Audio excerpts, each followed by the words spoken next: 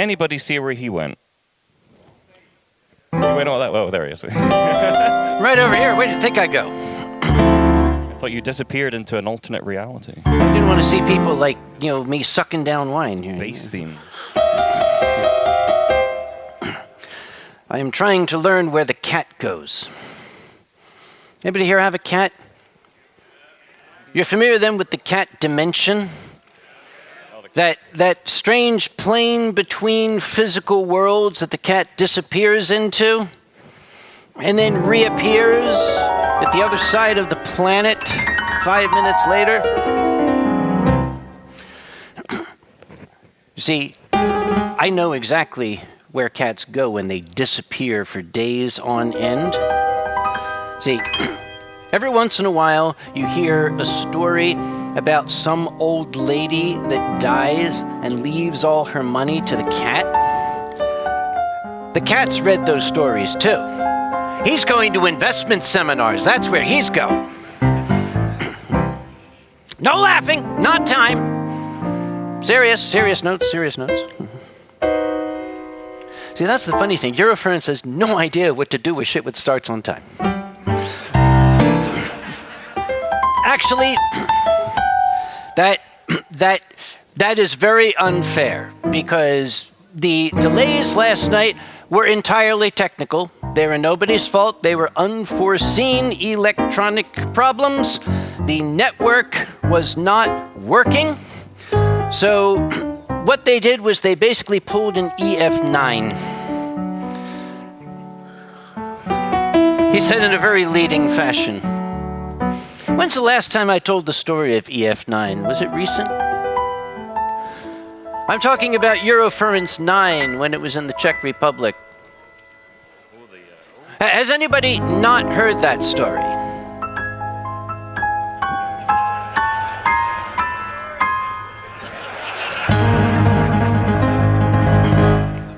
I think I know what I'm starting with.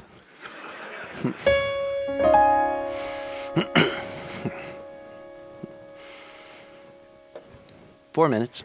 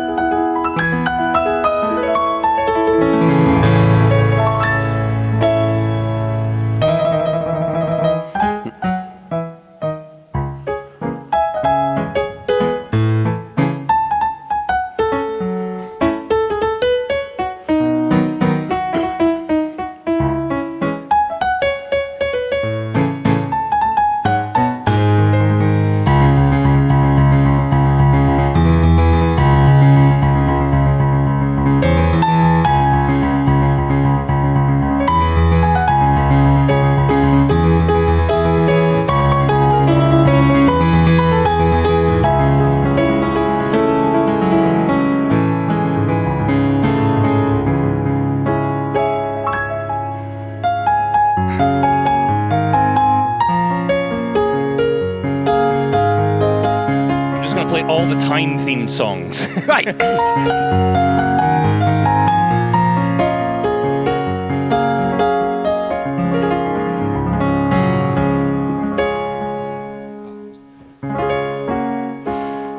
By the way, for those who might be new to Eurofurence or have never had the pleasure of meeting him in person or seeing him on stage live, to my right is the gentleman that composes and conducts all of the music for the pulpit shows that Eurofurence has presented so beautifully for the past 29 years.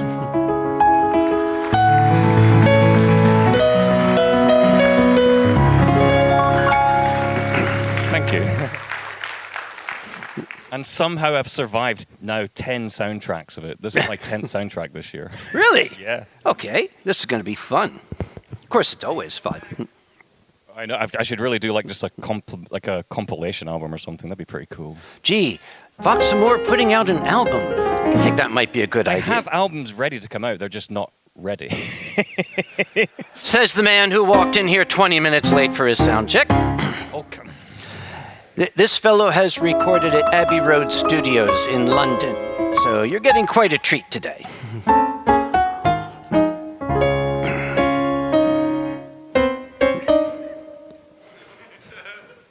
Not yet.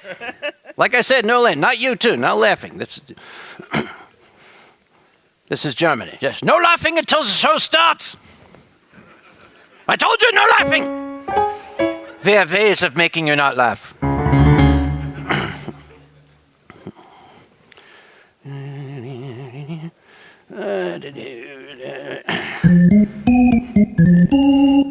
where we are. 40 seconds. Yeah. Where's the pipe organ? I need a pipe organ. You need a pipe organ. Yeah. For one thing, there's organ.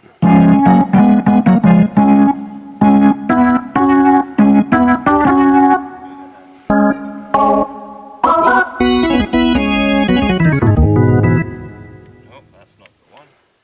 Theater organ. Theater organ? Seaside organ.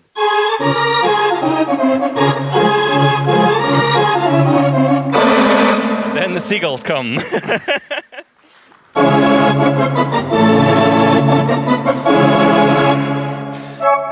All right, knock it off. It's time. So where were we? Oh, yes. Let me take you back in time. 20 Eurofurences into the past. These are the days. The internet was actually still somewhat young then. Eurofurence did much of its public communication on a message board that was on their website. Those people who look like me would remember that. Other kids are like, what's a website? But okay. The history of Eurofurence is this. The idea was that there would be a furry convention in a different EU nation every year. If memory serves, the first year was in Holland.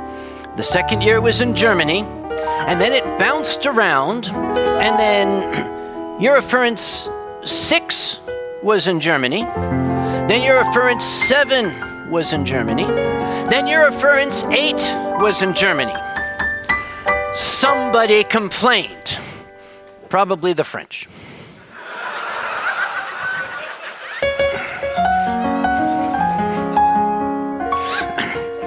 They said it's supposed to be in a different EU nation every year. Why is it always in l'Allemande? So the Germans said, well, who wants it? And the room, of course, was quiet. And then way in the back of the room, a little hand from the Czech Republic went up. And all the Germans burst out with 9! And the message board totally exploded. People were screaming, people were crying, they were yelling. Oh, this is terrible. We're not going to go. We will boycott Eurofurence. We must not go. And I'm an American. I didn't understand. I went to the message board. It was primarily Germans yelling this. I said, why don't you want to go? And they said, we do not want to go to the Czech Republic. I said, you had no problem in 1938. What's the...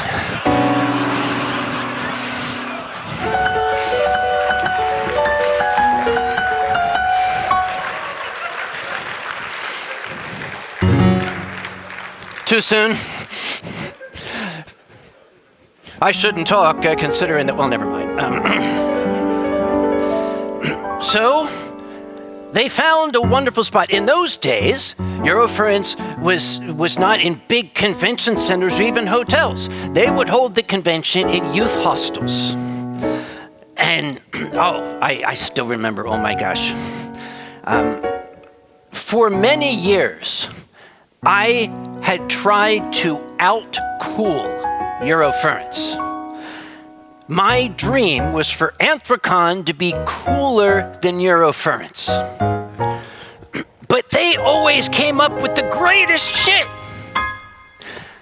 And then, when I signed the contract with the David L. Lawrence Convention Center. Anthrocon was the first convention to move to an actual convention center. I had to call up Cheetah. I called him. I actually called him on the phone. I said, "Hey, Cheetah, I gotta tell ya, next year, my convention is going to be in a big, beautiful convention center." He said, "Oh, that's nice. I'll also be in a castle." Oh, fuck you, God!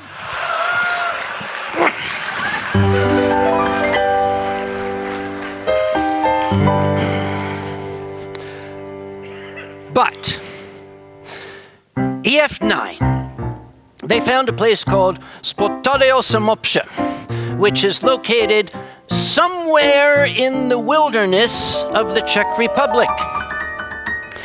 And I thought I was invited back as a returning guest. I'd been guest of honor at EF8, and they wanted me to come back. So I did. And I haven't gone away since. They can't get rid of me. So I was picked up at the airport. And what picked me up was a vintage 1968 Skoda. I had never seen a car like this before. And I said, "Can I see the engine?" And the fellow said, "Sure." And he went around to the back. I said, Don't you go up front?" He said, No, the engine is in the back.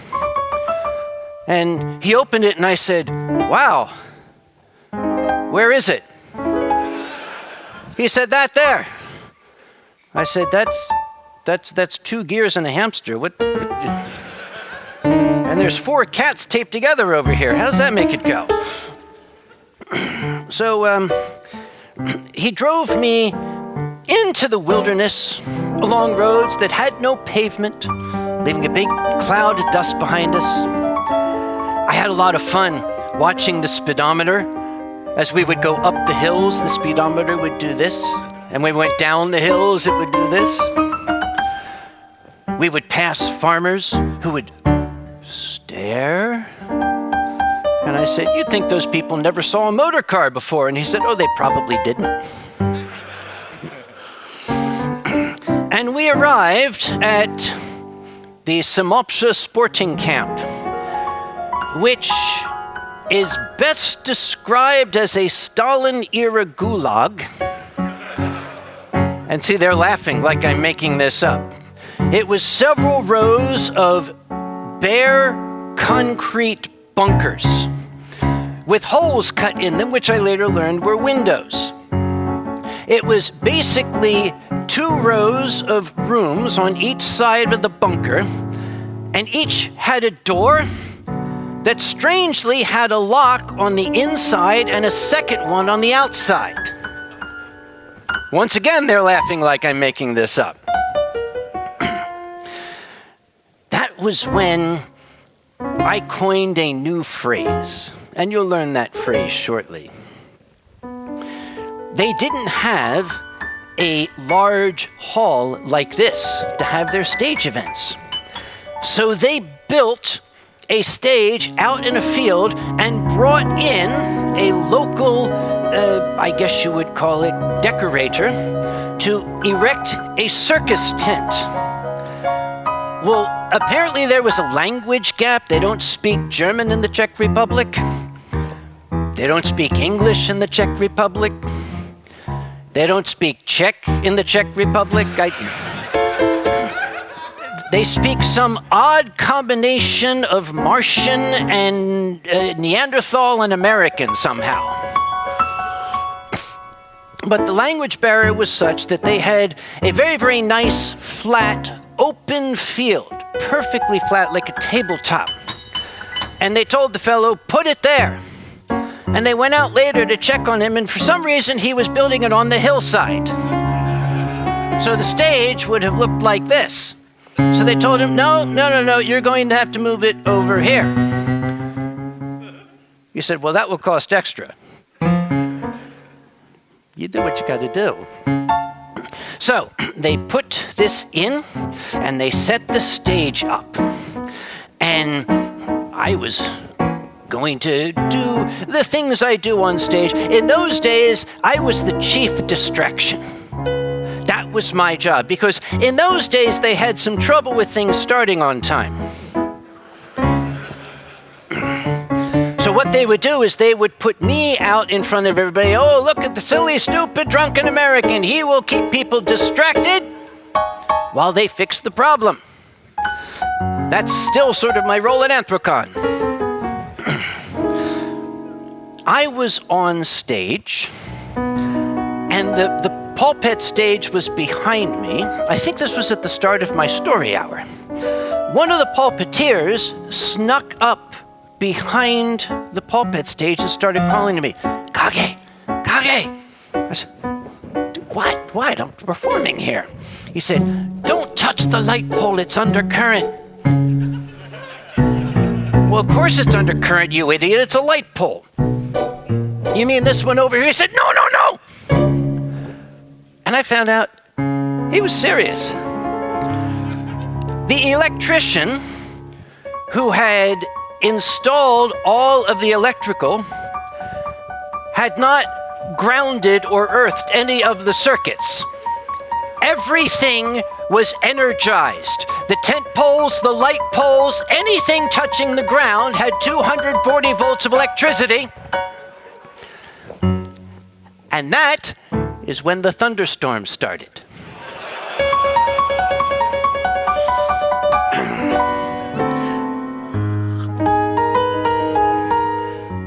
The next night was the pulpit show. They had wireless microphones, handheld ones, not nice ones like this here. But they started the pulpit show, and what we heard was... They tried every frequency, they tried everything they could, but they couldn't get any sound to come out. Cheetah came to me, he had tears in his eyes. He said, we're going to have to cancel the pulpit show. And he said, I said, no, you can't do that. That's your showpiece. That's what people come to Eurofurence. That's what they expect. The show must go on. And he shook his head. He said, no, the pulpit show is canceled. And I said, all right, this is going to hurt me more than it hurts you. And I picked him up and I slapped him and I said, you're German, fucking figure it out.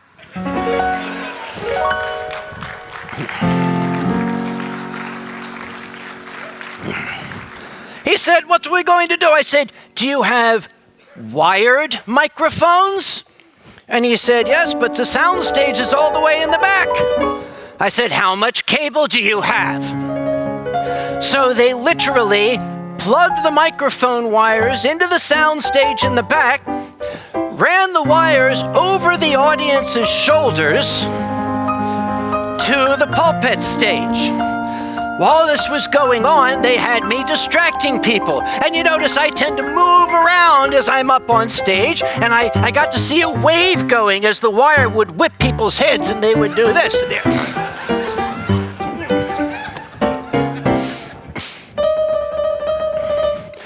It worked. The pulpit show went on as planned. I'm going to take you 20 years into the future. Eurofurence 29. The opening ceremonies. Remember the connectivity problems they had? You will notice on either side of the room long wires running down the side of the room.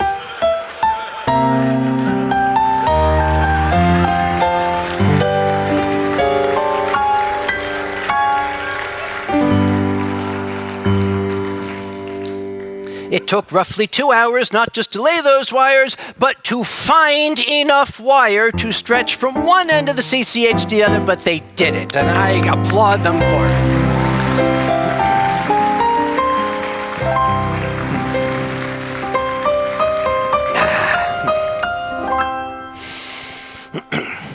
Now, there is somebody who has not been able to join us this year. She couldn't join us last year either. Many people know Grandma Kage, my nice and dear sainted little old mother. Oh, thank you.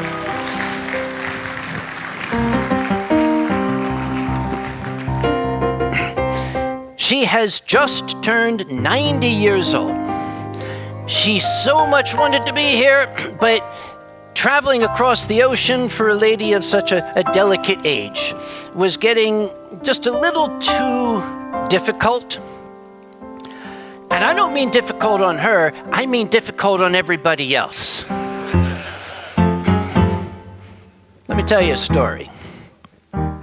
This man knows the lady very well. The folks in the front row know this lady very well, and they will tell you, goddamn it, I'm not lying. About 7 years ago, Ronnie was visiting me in my home state of North Carolina in the USA, and we noticed that in the city of Raleigh, very close by, they were having an outdoor wine festival. So it was a lovely day, so we said to Mom, why don't all three of us go to the wine festival? Oh, she was very, very enthusiastic about that. So we went there. She had a little cane that she walked with. She was having some trouble getting around. The cane, it's a proper old lady cane. It's got little pink roses on it. It's exactly the cane you'd expect a grandmother to have. And as an event organizer, I was not very impressed by the way the wine festival was laid out. They had little booths, like the dealer den down here. Each booth, one winery was represented, and each one had brought along a collection of their wines. A long line would form behind each booth, and the person, the sommelier, would spend 15 minutes on just the first two people, going through all of the wines. And then they would go away, and the next two people, they would start with the first wine and go through a full tasting. The line was enormous, and the wait time was hours. And Mom was starting to look very tired, leaning heavily on her cane. So Ronnie and I said, we have to find her a chair. So I said to Ronnie, you go that way, I'll go this way. The first chair we find, we'll bring it back here for the lady. We are such good boys, aren't we? We are going to take care of this poor, sweet little old lady who is so frail and so tired. So I went this way. I got about 50 meters away, and I heard a commotion, and I turned around, and Mom was swinging her cane, beating people, saying, old lady coming through, out of the way, old lady, move it, old lady coming through, go away, old lady. I said, no, my son, I'm so sorry, don't stop, my mother's a little senile, I'm sorry, stop, give me that, what are you doing? She shoved me back. She ran to the front, she grabbed the bottle from the sommelier and just told everybody, lay your glasses up here. Everybody put your glasses up here. And then she did this thing. Like a pro. Like she had done it before.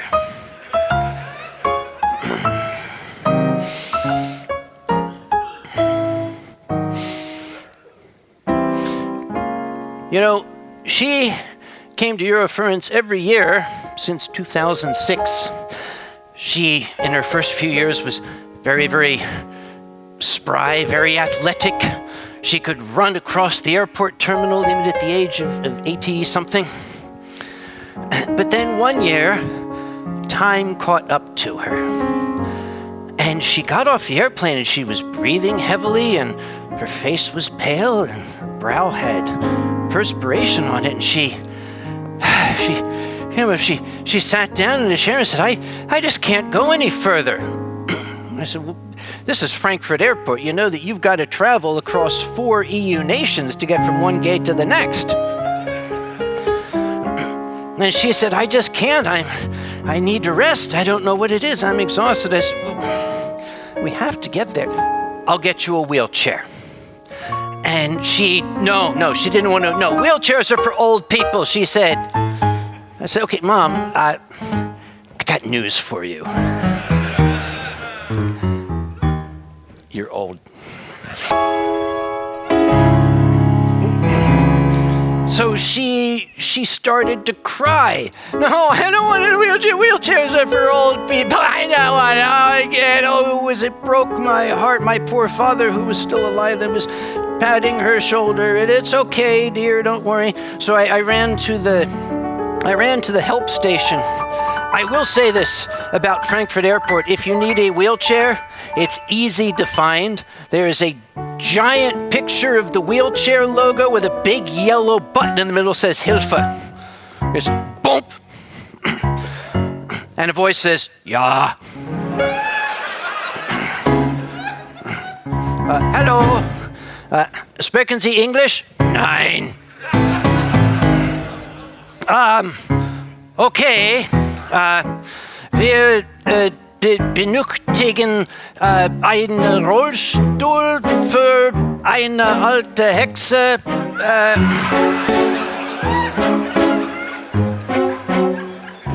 Too soon? I heard, ja. I said, Name Conway. Conway. Hello? Ich bin, ja. So we went back. She was still crying. My dad had gotten her his handkerchief. She's sobbing into her handkerchief. 5 minutes went by, and here came the wheelchair being driven by a 2-meter tall, 22-year-old, broad-shouldered, narrow-waisted, blonde-haired Adonis. He went up and said, "Oh, you're Frau Conway," and she said,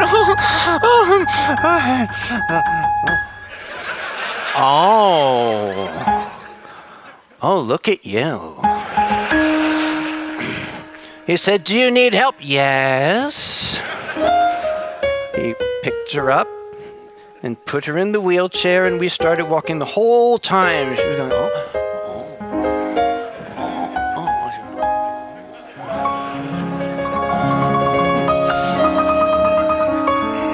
I'm not making this up. My father just kept his eyes front and just walked. Didn't look over here.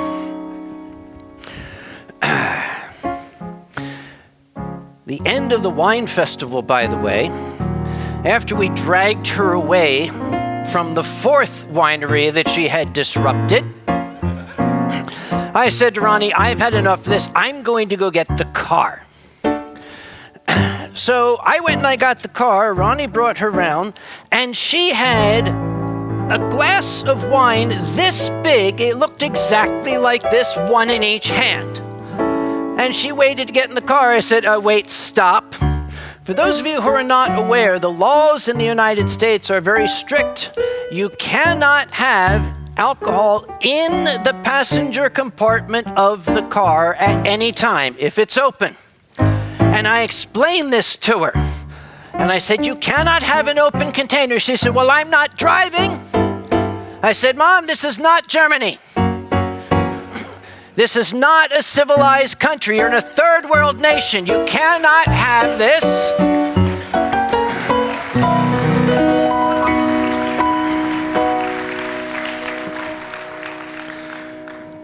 So I finally told her, "Look, period. We are not getting in the car while you have those." So she said, "All right," and downed both of them instantly. But no, she's too frail to come to Eurofurence, right? At her 90th birthday, and she is indeed slowing down, we had a party for her. And after the party, she was on her 3rd bottle of Riesling, I think. And she started to get a little mournful about the future. "How much more time do I have?" she said. She said, "I am going to find myself in a hospital bed, unable to move, connected by tubes. I'll be so miserable." And I wanted to comfort her. I said, "Mom, that's not going to happen. you are destined to die in a high-speed chase on a stolen police motorcycle. I told her that, and she said, yes. That might be a tactical error because now I find myself more than 4,000 miles away and can't stop her. We shall have to see. Now, I am no, as we say in my country, I'm no spring chicken myself. I have just turned 60 years old, for those who do not know. I wanted to do something special for my birthday. So I signed up for and I ran a 5-kilometer foot race in under 30 minutes, I might add.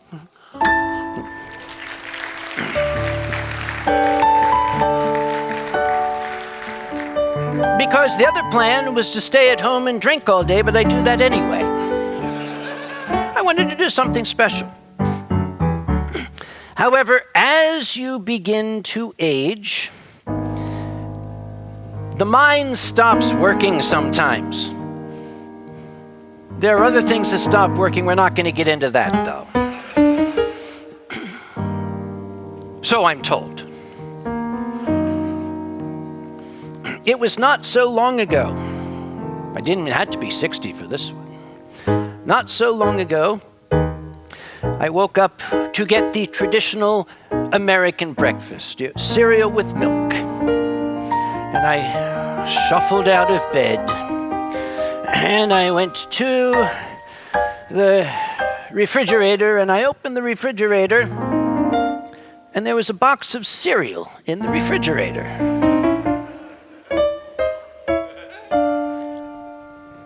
And I didn't see the milk.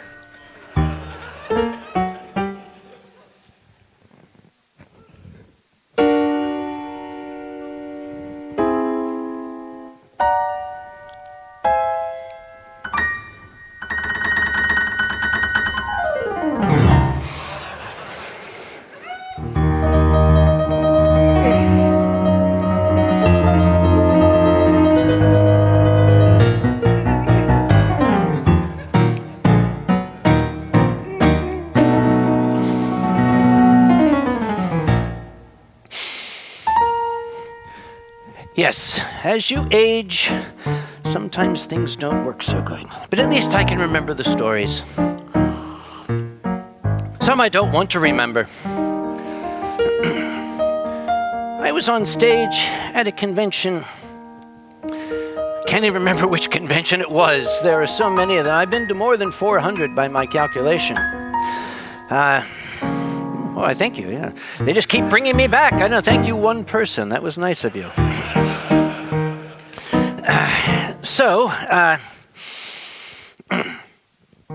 This particular room, I was not comfortable with this room. It was an older hotel. Built, I think, before Germany was unified, or something. Because you will notice, and I should point out, that there are multiple exits to the room. Should something happen and the guy on stage say, we need to leave the room, use those exits. Don't go out the door you came in. Go out those. You see the green sign with the running man on it? The very first visit I had to Europe, I thought that meant this way to the toilet. It looks like it, doesn't it? And I'm like, I'm outside. Don't these people have plumbing? There's a bush here, I guess. All right. But this room had, we call it the back of house door that went to the service corridors. And I believe it was locked. And then a single entrance door over here, which bothered me. It didn't bother me as much as the dumb shit who had brought along a helium balloon and accidentally let it go. Because over that door was an air conditioning vent. The balloon got caught in the draft, and I could explain the Bernoulli effect to you. It just kept going in circles, going thump, thump, thump, thump, thump, thump, thump. And it was like the telltale heart. I was going to go insane. I was going to start confessing to murders if that thing didn't stop. And I got to the point where I couldn't concentrate anymore, and I said, can somebody call the hotel and tell them to take care of that thing? They didn't call the hotel. A fellow stood up. He was an American.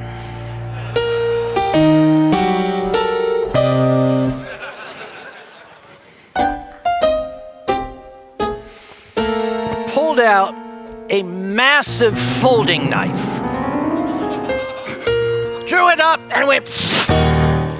The knife embedded itself in the middle of the door lintel, right over the exit, and stuck there.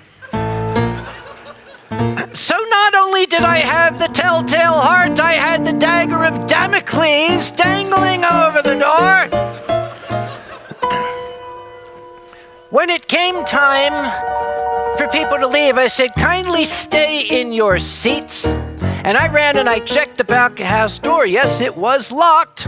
And I was not willing to let anyone go through that door because I just knew that the very second somebody did, we were going to have a simultaneously tragic and comical event occur.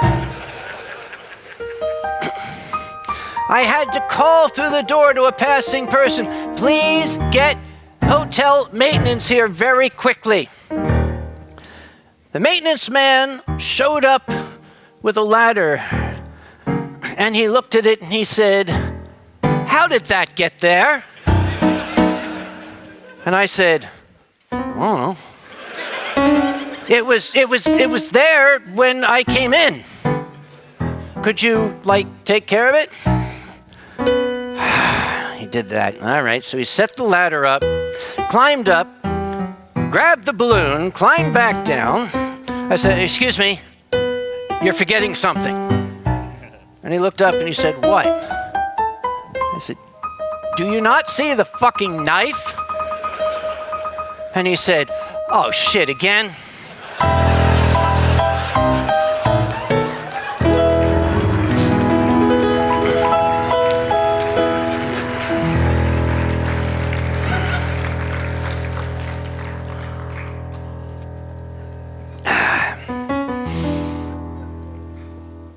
Switch gears. I'm going to take him back to the far past, my far furry past. I've been in this business a long time. People say to me, when did you become furry? My answer is the same as it is for all of you. I've always been furry. You don't become furry, you're born furry. There's only a day when you find out there's a name for it, the same day you find out you're not alone. This was in 1991 for me. The very, very first character, we didn't even call them personas then, the character that I had on Furry Muck back in those ancient days was a bird of prey. It was a hawk. I had worked with birds of prey. And the problem is, I wanted to be true to the nature of the creature. But birds of prey are assholes. I mean, seriously, you think cats are assholes? Birds of prey got them covered. So I created this bird of prey and nobody liked him because he was a dick. Or in his language, a cloaca. So, as I said, I had worked with birds of prey. I knew them intimately. I worked both in education and wildlife rehabilitation in the years prior to this. I have known some birds, interesting birds. They do have personalities. All bad, but they have personalities. There was a particular bald eagle. At this nature center where I worked, she was a permanent resident. She couldn't fly very well, not well enough to hunt or survive in the wild. They had named her Johnny. I don't know why, but they named her Johnny. She was a very, very large bird. She was a very, very perpetually angry bird. And she took a particular dislike to me. At least that's how I saw it. Remember, this is a bird that standing would reach just about to my hip bone and has feet the size of my hands, each one capped by a 5-centimeter needle-sharp nail. The first time I went into her cage to give her some food, I thought, peace offering, I have some food for her. The director of the center told me, whatever you do, don't run from her. I went into the cage, and instantaneously, this direct descendant of the Deinonychus raptor came flying at me, claws outstretched, screeching loudly. I dropped the food. The cage had like a little door in it. I kicked that thing open and was through it in half a second. And Johnny started hopping around in a circle and squeaking. Now, they always tell you not to anthropomorphize the birds. That's difficult for a furry. But to me, it looked like she was laughing. And I looked up, and there was Nancy. Nancy was the director of the center who was shaking her head sadly.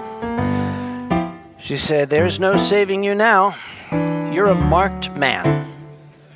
She knows she can intimidate you. I said, okay, we're going to see about that. Now I know the game. The next day, I had the food bucket, and I went in, and I stared her straight in the eye. And she came at me, and that basic instinct of the little monkey creature that things like this used to eat kicked in, and I was out the door again.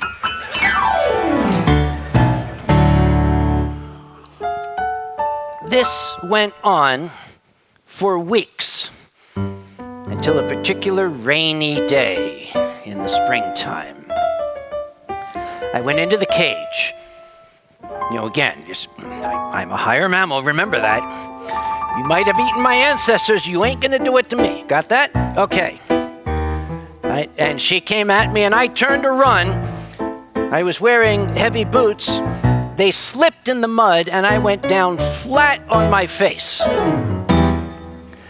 When I rolled over, covered with mud, Johnny was standing over me, looking as stunned as I was. She was the feathers on her head were standing up. She's staring at me like, oh my God, I caught it. What do I do with it? This wasn't in the playbook. So I started to sit up. She just lifted one of those monstrous talons up.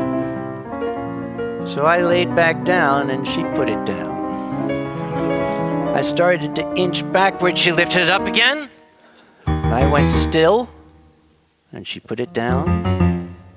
I inched backward again. She lifted it up. I kept inching backwards. She sort of did this. I stopped. This game went on long enough for me to slowly position myself so I can get one of those big leather Timberland boots between me and her. And I just kicked her in the chest and sent her tumbling out into the cage and headed for the door. Would have made it through. But I felt that colossal talon close around my left foot and start dragging me back in. Holding on to the edge of the doors, we had a tug of war. Her trying to drag me to my doom, me trying to pull my way through. Eventually I kicked free, got through the door, kicked the door shut. She's doing that little squeaky thing again. And I got up. Complete mud from eyes to toes. Of course, Nancy's standing there again. She just materialized out of the cat dimension, I guess. I don't know.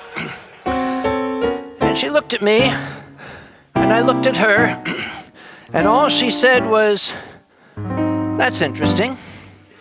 Do you know that eagles clasp talons when they're mating?"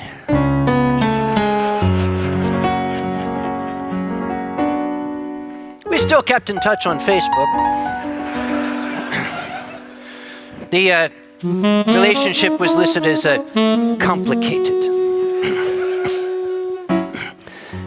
There was one particular bird I worked with. He was an American red-tailed hawk. Absolutely magnificent, very stately creature. Still an asshole, but stately. He was a wild animal. Don't get the idea that you can ever be friends with a wild animal. Nature doesn't work that way. You can reach the point where they will accept you into their world, but the whole concept of friends, affection, that just is not going to exist. Unless you imprint them, we're not going to get into that. That's higher science. Red was wild born, but we had reached the point where he would forget I was there.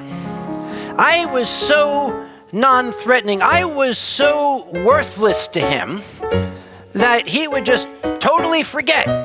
One day he was sitting on my gloved arm and fell asleep. That's the best compliment he could have paid me. Remember how I said, don't anthropomorphize the animals? We want to put our traits on them. That's what furries do. That's what anthropomorphism is. Do not anthropomorphize this wild animal. It's difficult because how else can you interpret when an animal looks at you and does this?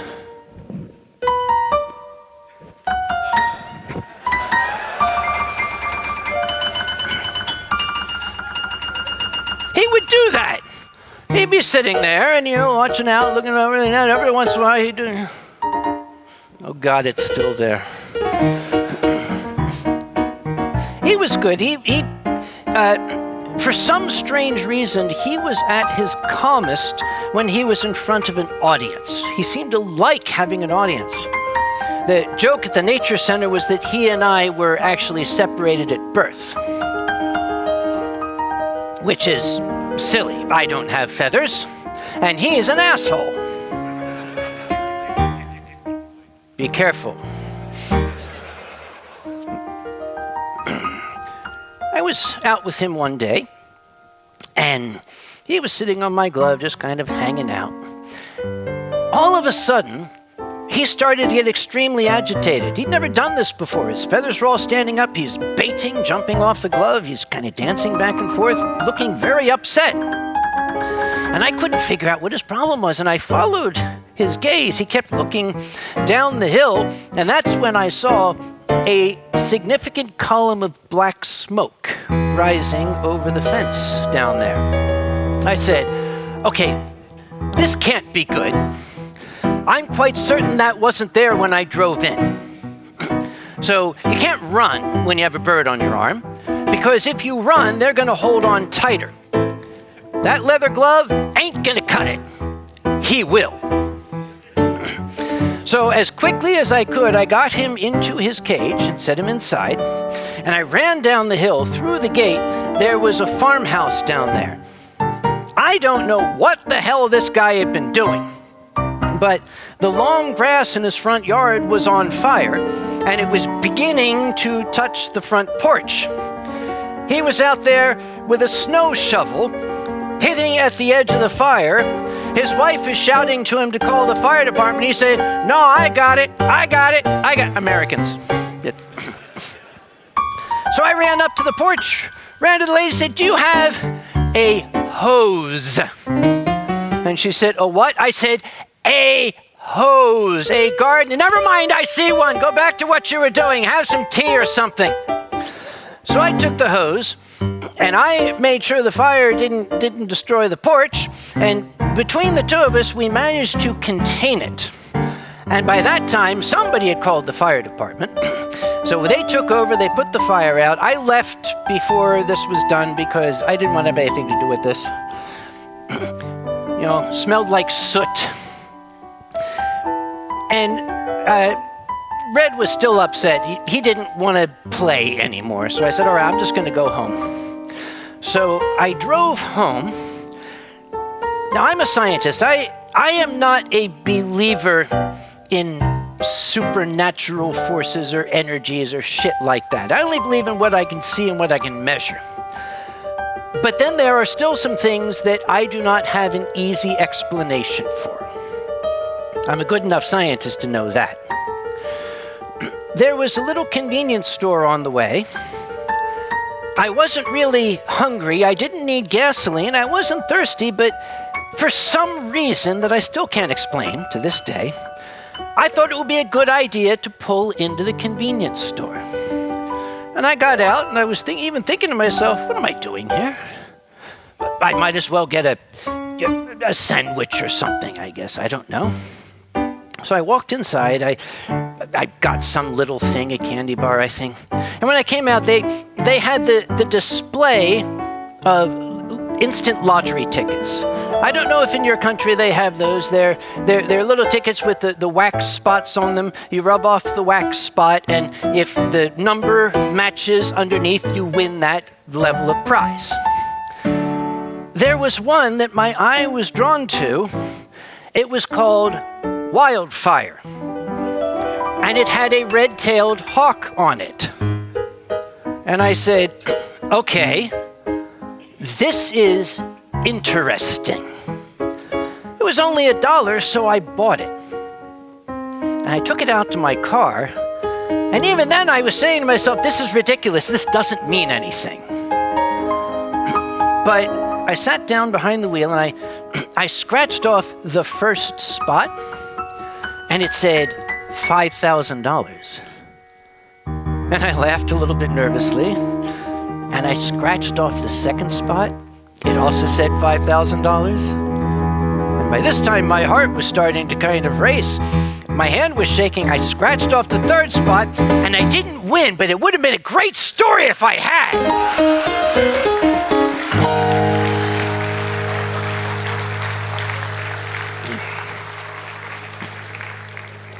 Entirely true, you know.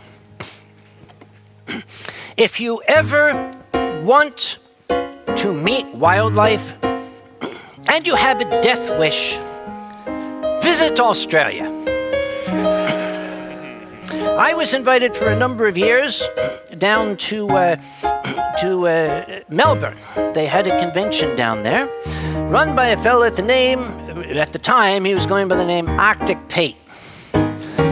I am never going to forget the phone call. I got a scratchy phone call, overseas phone call. Yeah, I'm Arctic Pete. We want you to come down here. I said, me? What for? He said, we want you to get drunk and fall down on our stage. I can do that. Okay, sure. So just like EF, as much as he tried to get rid of me, I kept coming back. Even though their wine is shit. I'm sorry. I did get to meet Doc Rat down there. He is an astonishing fellow. He's got a little spot out at the Artist Alley. I do recommend you stop by. He's an absolutely capital gentleman. If not, then go to docrat.com.au. A wonderful webcomic. That's him. That's the one.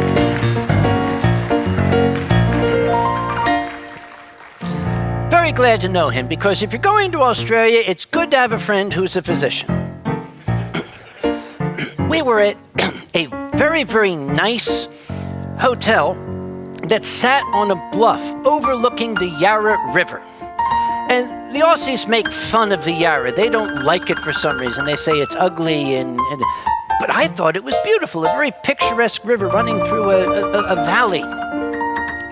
So I walked down, I wanted to get some photos, and I noticed a wooden stairway had been built. It led far, far down to a wooden platform at the bottom. That would be a lovely place for a photo. So I walked down the stairs, got my little camera out, and I'm taking, oh, this is gorgeous. I was even contacted later by a travel site. Can we use your photo? Yeah, absolutely, sure. Posted on LiveJournal back then. So I took my pictures, I just admired it, the gentle waters of the Yarra floating by. And I turned to go, and I noticed on the railing, just next to the bottom step, there was a paper sign that somebody had written, handwritten, and then put in place with some wire. And it said, "Warning, a 1-meter tiger snake is living beneath the stairs." In smaller font, "They are territorial, it will stand its ground." I said, well, isn't that nice? How kind of someone to issue this warning. Would have been kinder if it was at the top of the stairs. So I took a step, and I took another step, and I took the third step, and I stopped, and I thought, what's a tiger snake look like? I had no idea. If something bites me, I think I'll learn. I was going to take the fourth step, and beneath that step, I saw something move.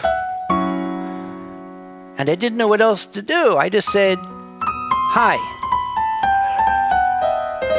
And I heard a little voice under the step say, "G'day." I said, if I step over that step, are you going to bite me? And it, "Yeah, nah. Just fuck off." All right.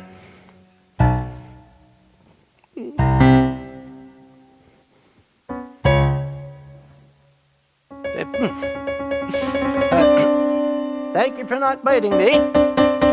And I distinctly heard, "Yeah, you cunt." As I said, Aussie wildlife is nasty. It will insult you. It will use dirty words at you. That's how nasty they are. Even worse down there is the air. Because on the last day of the convention that same year, I had caught con crud. Very, very serious con crud. The kind that makes it so you don't think you can stand up, your head is stuffy, or I just felt like absolute hell. Doc asked me if I was feeling all right, and I answered, as every single patient will, "Yeah, I'm fine." I missed my opportunity. I wanted to say, "Yeah, I'm real crook, Doc," but I missed it. So I was taken to the airport. I got some sleep on the plane going home, and I felt even worse when I got back. Now, I'm experienced enough of a convention goer to know that I had come up with a sinus infection. I was actually prone to them in those days. And this one, it got me, and it got me good, the Aussie plague. So, as I was coming through customs, I noticed a sign. "If you are showing any signs of illness, you must report to a customs officer." And I said, "Yeah, nah. He's a cunt. I am not going to delay all this shit for a sinus infection."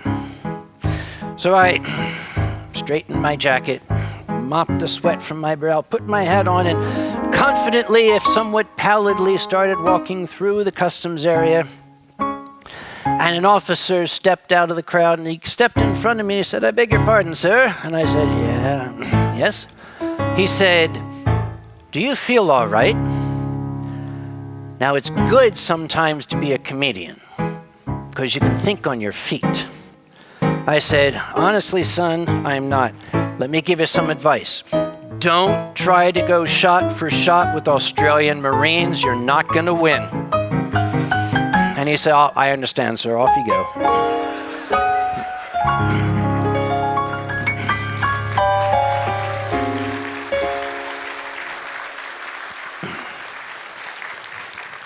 Little did I know how close I came to catastrophe.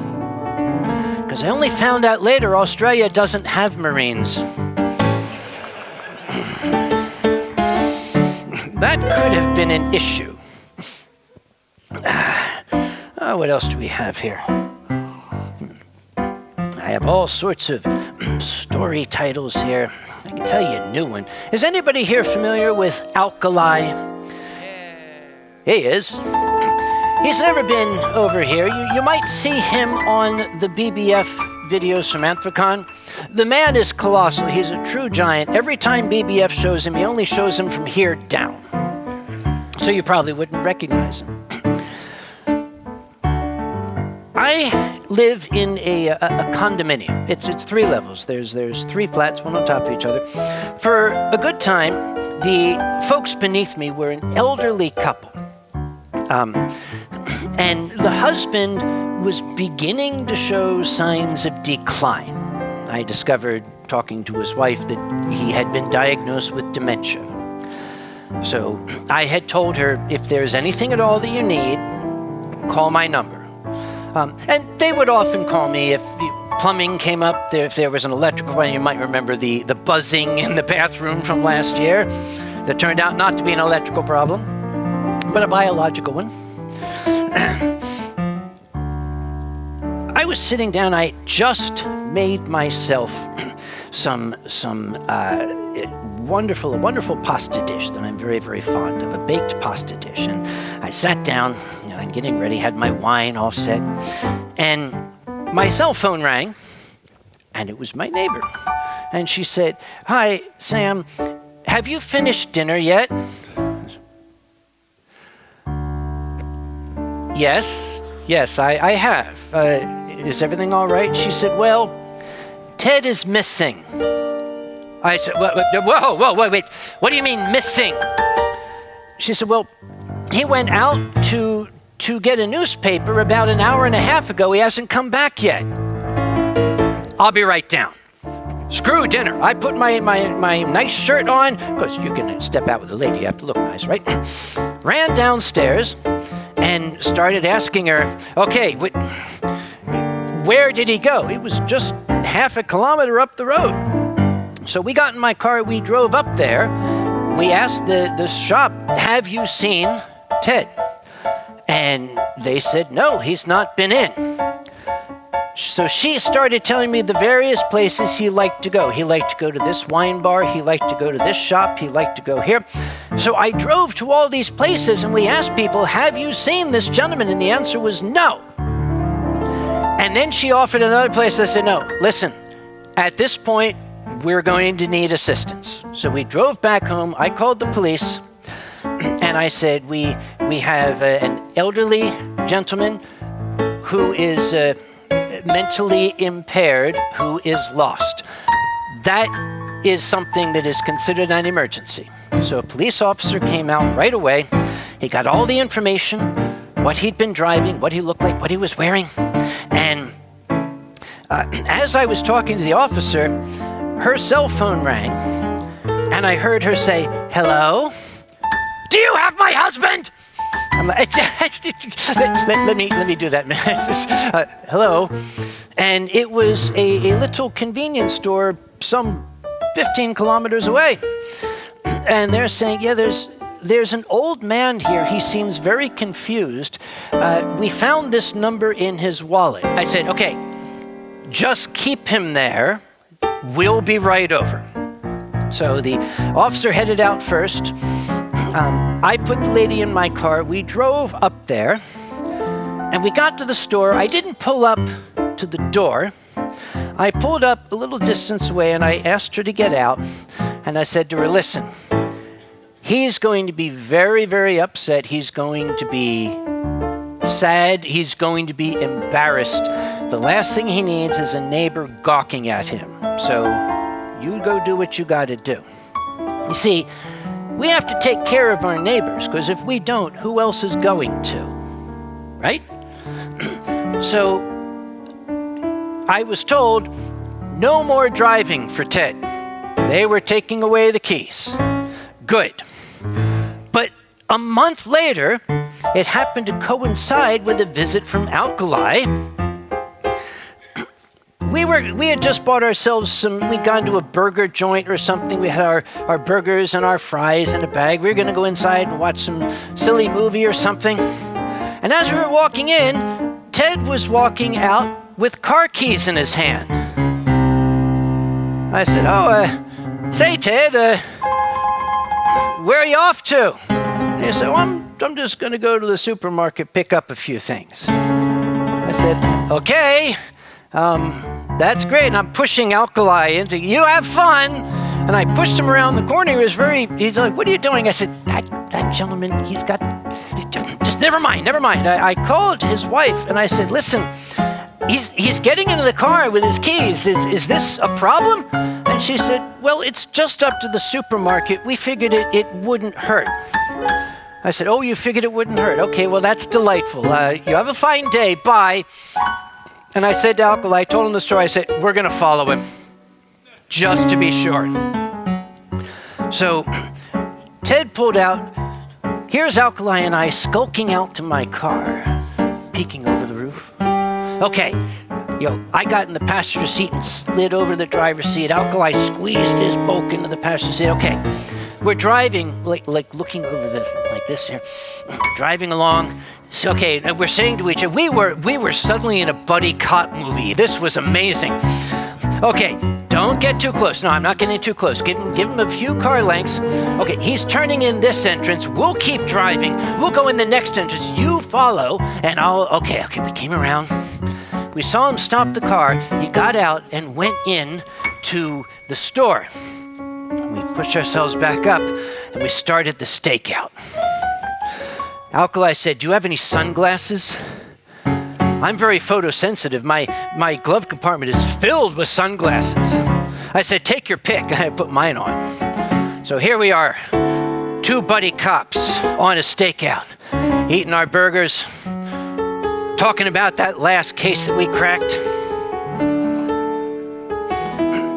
Then suddenly, he came out of the store, and we both hunkered down, sunglasses up like this. And I watched him go toward his car, and Alkali grabbed my arm and said, he's coming this way. I said, no, he's not. And Alkali said, yes, he is. He's walking right toward us. I said, no, he's going. Are you seeing the same guy I'm going? He's going to his car, and he tightened his grip. He said he's right in front of the car. And I said, what the? Oh, you idiot, these are 3D glasses from the theater. Put these on, would you please? So we followed him home, and he got out of the car and he went in, and there is no real dramatic climax to that story, and I'm glad for that, if you understand what I mean. Remember, as I said, you have to take care of your neighbors, because who else is going to? That's Fox and More. Ladies, gentlemen, all and either. And we thank you for your very kind attention.